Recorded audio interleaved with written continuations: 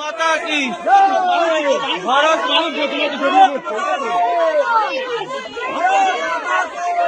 মানুষ হবে না কবে ভারত মাতা কি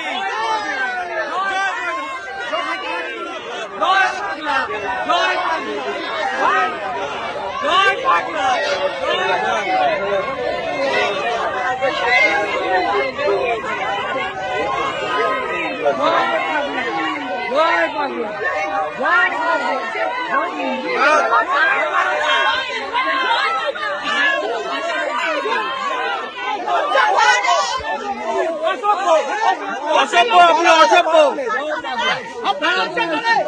আপনার লজ্জা নেই।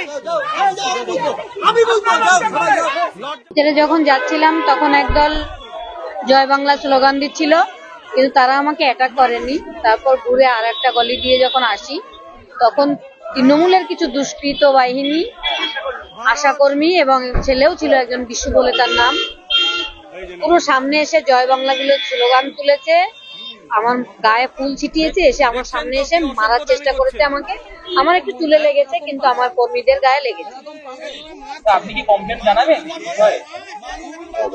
অবশ্যই জানাবো, কিন্তু আমি চাই না ভোটের আগে এইসব করা হোক। তৃণমূল ভয় পেয়েছে আমাকে, প্রচন্ড ভয়ে আছে, তাদের দাঁত নখ বার করেছে।